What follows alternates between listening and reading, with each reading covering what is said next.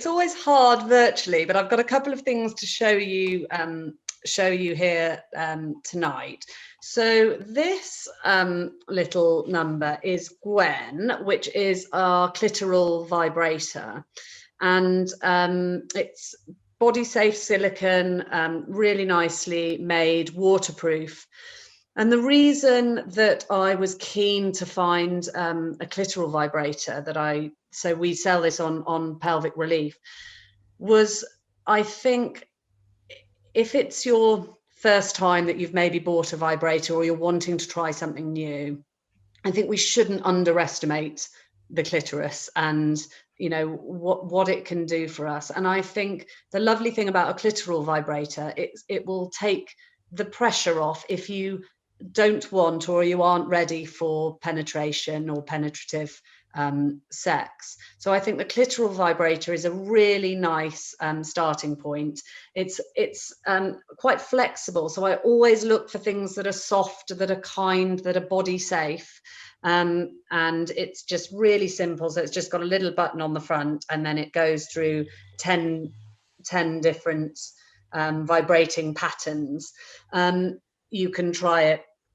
These are the sort of things you can try on your own. You can try with a partner. You can even, it's shaped so it can be put between you if you are with a partner. So I think that's a really lovely vibrator as a starting point. I also recommend people try, there are some really small vibrators. There's one I think called the Slinky Pinky, which is available on Amazon. I know a lot of the clinicians we work with recommend that because it's really small. So it's a really nice starting point. And then there are obviously hundreds of sex toys out there. It can be a little bit intimidating if you've never gone down that route before, but there's a website called Joe Divine, which I like to signpost people to if they're ready to explore something more. And Joe Divine is owned by a lady, Samantha, who was a nurse and practiced for a long time. So she's really experienced, and they're really good at helping sort of signpost different sex toys. So that's a really good place. Again, I can share all these resources with you afterwards. Another product I've got here, which I thought I would show you, again, it's hard to, but this is the O-Nut. So this is 4 silicone stacking rings, which sit on the base of the penis or on the base of a dilator or a vibrator, and you can stack them up as many as you want. You can 1, 2, 3, 4. And what it's going to do is just help control penetration depth. So if you want to have penetrative sex and it's getting uncomfortable, if you're finding that deep penetration is causing your pain or you're nervous about that, that's also going to create some anxiety and possibly some pelvic floor involvement. So this just sits on the base of the penetrating partner or on the base of your vibrator or your dilator, and it's just going to create a really natural soft buffer to make sure that penetration doesn't reach a point that is painful.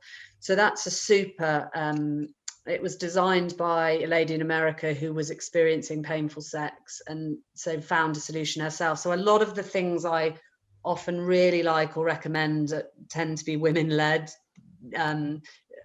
designed by someone who really knows what they want to achieve. So that's a super product for somebody who wants to enjoy comfortable sex again and is struggling. That comes in a couple of sizes.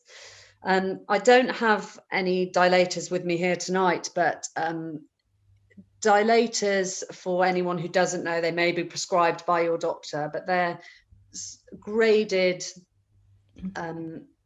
devices that go up in size. And I think if you are using a dilator because you're managing painful sex or you're managing a pelvic floor condition, is to remember that they're an aid to your body. So you're not trying to do a physical stretch here. What you're trying to do is change the mechanisms that is making penetration feel uncomfortable. So we've got some really nice soft silicone dilators, and so it's really good to get some guidance if you're thinking about dilators being the right product for you, to get some guidance from your doctor or your physiotherapist or your psychosexual therapist to really make sure you're using them in the right way.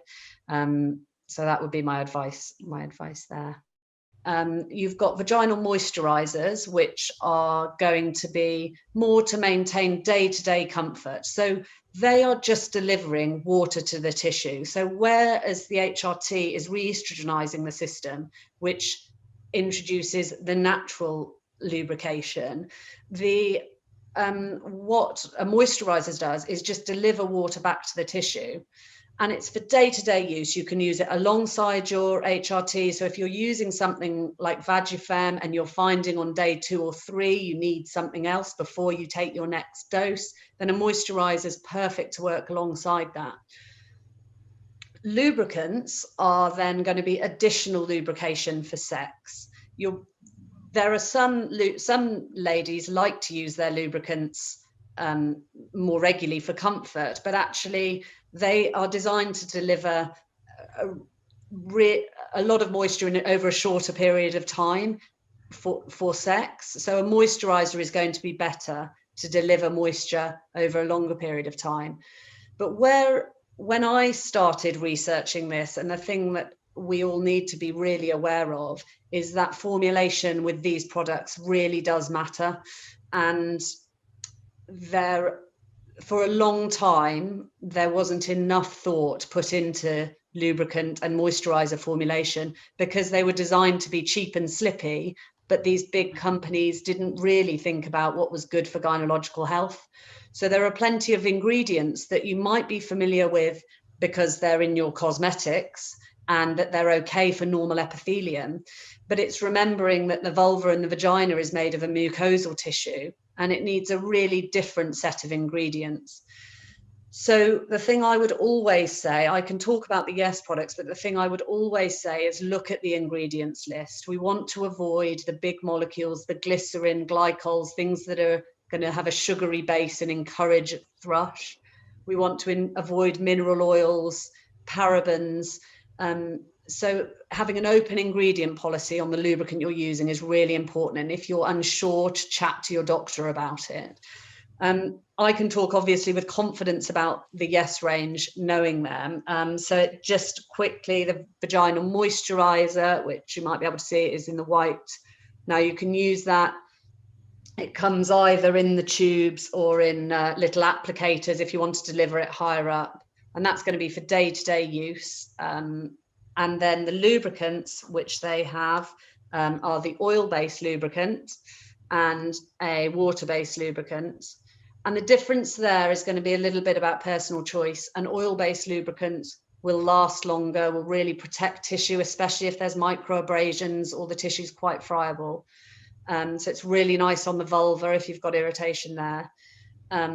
But it won't hydrate the tissue because it doesn't have a water content. And the water-based lubricant is a really lovely, naturally feeling lubricant. So you won't notice it's very like natural vaginal secretions.